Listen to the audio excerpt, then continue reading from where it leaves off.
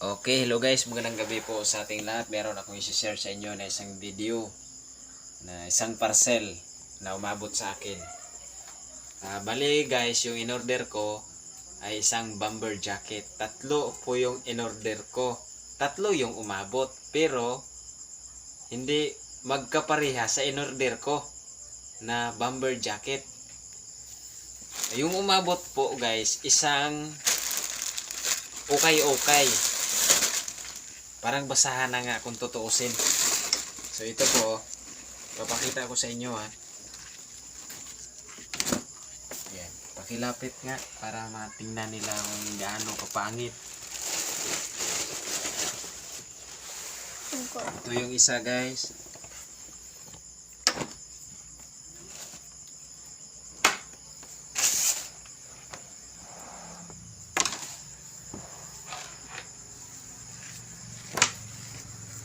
Yan po lahat yung in-order ko. Bali ang nabayad ko dito guys 1,199.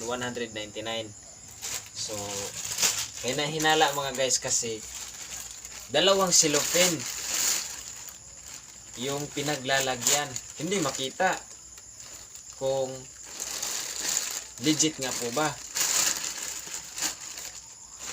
Bali mga guys, direct to the point, na-scam po ako eh.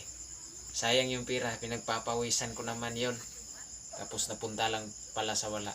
Sana po ma-share nyo ang video na ito para matingnan sa iba.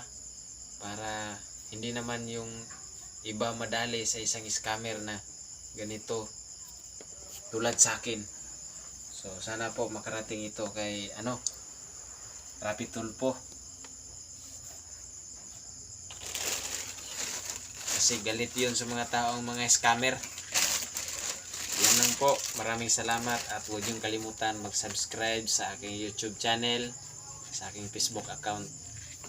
At maraming salamat and God bless po sa ating lahat.